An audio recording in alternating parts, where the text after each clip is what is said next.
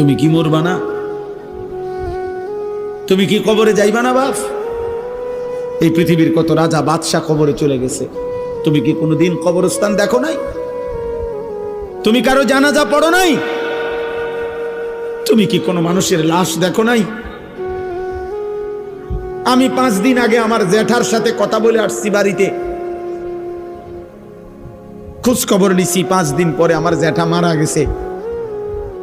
আমি জ্যাঠার দিকে তাকাইয়া বাড়িতে গিয়া দেখছি আমার এই সেই মানুষটা যার সাথে আমি কথা বলছি, উনি নাই, চুপ হয়ে গেছে, হাত নড়ে না, পাও নড়ে না। আমি জানাজা পড়াইছি আমার জ্যাঠার,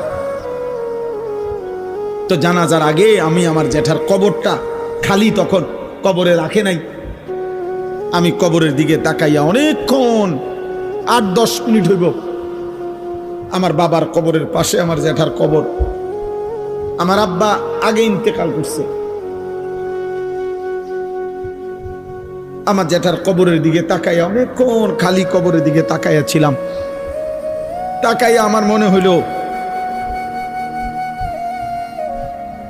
কবর যেন আমারে ডাক দিয়ে বলছে, আনিস,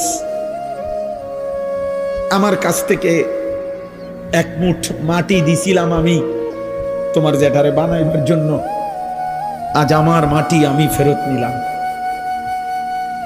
ওয়াফিহা নুঈদুকুম, নওজোয়ান, তোমার মাটি মাটির কাছে ফেরত চলে যাবে, তুমি মাটি ছাড়া আর কিছু না।